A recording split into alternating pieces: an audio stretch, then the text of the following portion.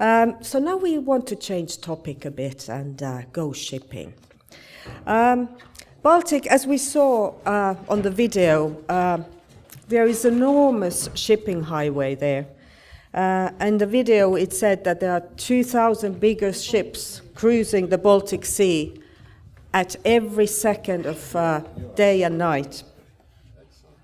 So we have a project that is looking at shipping holistically, coordinated by JanaMoldanova.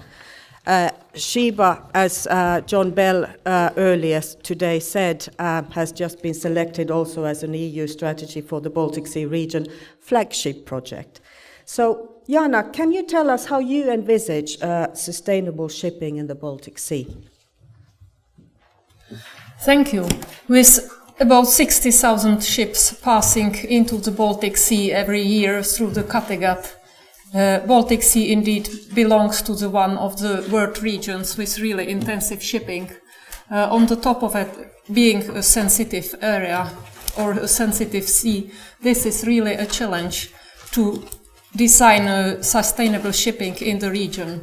As we can see on the second or on the right side of this view graph, the prognosis for the shipping is that it's going to continue growing in future. Then, of course, we need to do environmental impact from shipping in a more holistic view. Each ship going in the sea has many different activities which actually create pollutants and release pollutants both to the sea and to the atmosphere, and also produce some underwater noise. And we have ballast water, anti-fouling paint, we have sewage, we have bilge water, we have some stern tube oil, and then we have all the air pollution and also some waste.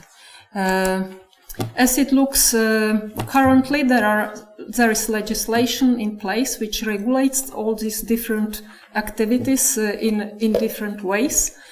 And then we have also some policies which put ambition on status of the environment and on impact that would be allowed. In the sea, it would be within the Marine Strategy Framework Directive.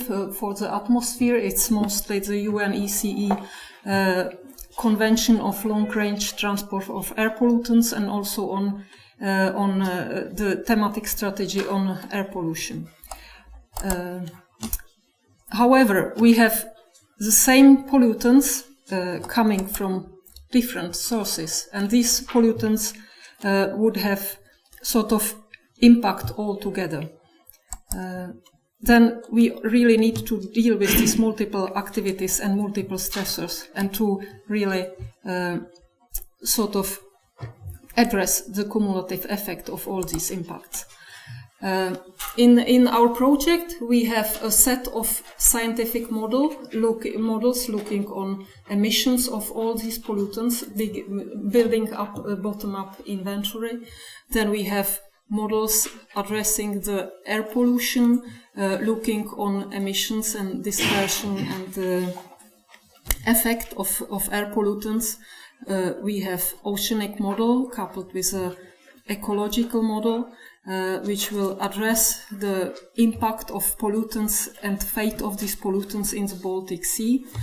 And then we also build up an assessment framework to really address all these impacts, both on land and on sea, on different scales.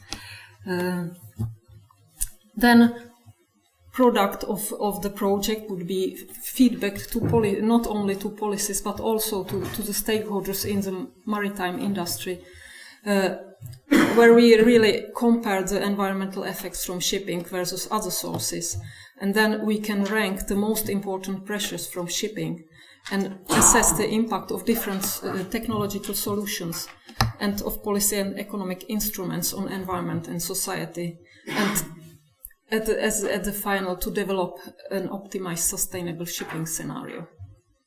Thank you.